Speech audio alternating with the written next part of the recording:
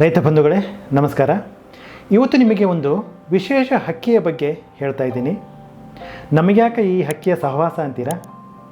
ಇದೇನು ನಿಮ್ಮ ಕಾಳು ಕಡಿಗಳನ್ನು ತಿಂದು ನಾಶ ಮಾಡುವಂಥದ್ದಲ್ಲ, ನಿಮಗೆ ಒಂದು ಅನುಕೂಲ ಮಾಡುವಂಥ ಒಂದು ಹಕ್ಕಿ ಇದು.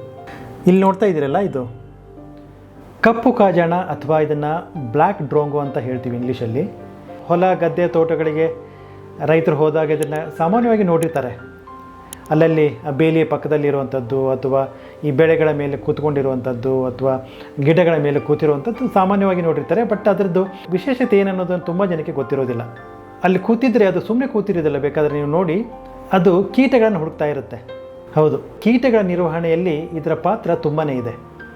ಈ ಸಮಗ್ರ ಕೀಟ ನಿರ್ವಹಣೆ ಅಥವಾ IPM ಅಂತ ಏನು ಹೇಳ್ತೀವಿ, ಇಂಟಿಗ್ರೇಟೆಡ್ ಪೆಸ್ಟ್ ಮ್ಯಾನೇಜ್ಮೆಂಟ್ ಅಂತ ಏನು ಹೇಳ್ತೀವಿ, ಅದರಲ್ಲೂ ಈ ಜೈವಿಕ ನಿಯಂತ್ರಣಕ್ಕೆ ಬಂದಾಗ ಅಲ್ಲಿ ಪಕ್ಷಿಗಳದ್ದು ತುಂಬ ಮುಖ್ಯನೇ ಪಾತ್ರ ಇದೆ.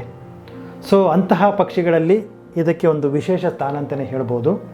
ಈ ಸಮಗ್ರ ಕೀಟ ನಿರ್ವಹಣೆಯ ಒಂದು ಮುಖ್ಯ ಉದ್ದೇಶ ನಿಮ್ಗೆ ಗೊತ್ತಿರುವಂಥದ್ದೇ, ಕೇವಲ ರಾಸಾಯನಿಕಗಳನ್ನು ಬಳಸೋದಷ್ಟೇ ಅಲ್ಲ, ಈ ಪರಿಸರದಲ್ಲಿರುವಂತಹ ಇಂತಹ ಜೀವಿಗಳನ್ನು ಬಳಸಿಕೊಂಡು ಕೀಟ ನಿರ್ವಹಣೆಯನ್ನು ಮಾಡುವಂಥದ್ದು ಕೂಡ ಹೌದು. ಹಾಗಾದರೆ ರೈತರು ಏನು ಮಾಡ್ಬೋದು? ಹೊಲಗಳಲ್ಲಿ ಏನಿದೆ, ಬೆಳೆ ಇದ್ದಾಗ ಅಲ್ಲಲ್ಲಿ ಒಂದು ಕವಲು ಟೊಂಗೆಗಳೇನಿರ್ಬೋದು ಅಥವಾ ಬಿದಿರುಗಳನ್ನು ನೆಡುವಂಥ ಕೆಲಸ ಮಾಡಬೇಕು.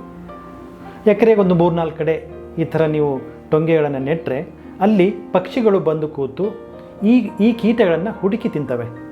ಮುಖ್ಯವಾಗಿ ಈ ತೊಗರಿ ಬೆಳೆಯುವಂಥ ರೈತರಿರ್ಬೋದು, ಕಡಲೆ ಬೆಳೆಯುವಂಥವರು, ಇನ್ನಿತರ ಬೆಳೆಗಳಲ್ಲಿ ಕಾಯಕೊರಕ ಅಂತ ಏನು ಹೇಳ್ತೀವಿ, ಆ ಕೀಟದ ಬಾಧೆ ತುಂಬಾ ಇರುತ್ತೆ. ಸೊ ಅಂಥವರಂತೂ ಈ ಟೊಂಗೆಗಳನ್ನು ನೆಡುವಂಥ ಕೆಲಸ ಮಾಡಲೇಬೇಕು. ಹೀಗೆ ಮಾಡೋದ್ರಿಂದ ಕೀಟಗಳ ಒಂದು ಏನು ಸಂತತಿ ಇರ್ಬೋದು, ಕೀಟಗಳ ಒಂದು ಪ್ರಮಾಣ ಏನಿದೆ ಅದು ನಿಮ್ಮ ಹೊಲದಲ್ಲಿ ಕಡಿಮೆ ಆಗುತ್ತೆ. ಇದರಿಂದ ನೀವು ಕೀಟನಾಶಕಗಳ ಬಳಕೆಯನ್ನು ಕೂಡ ಸ್ವಲ್ಪ ಮಟ್ಟಿಗೆ ಕಡಿಮೆ ಮಾಡ್ಬೋದು.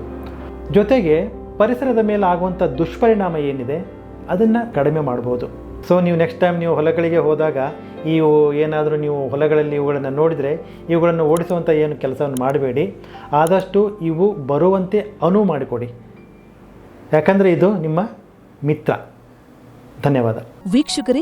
ಕೃಷಿಕರಿಗೆ ಮತ್ತು ಕೃಷಿ ಆಸಕ್ತರಿಗೋಸ್ಕರವೇ ಇರುವ ಕೃಷಿ 360 ಚಾನೆಲ್ ಅನ್ನ ಲೈಕ್ ಮಾಡಿ, ಸಬ್ಸ್ಕ್ರೈಬ್ ಮಾಡಿ ಮತ್ತು ಹೆಚ್ಚಿನ ಜನಕ್ಕೆ ಶೇರ್ ಮಾಡಿ.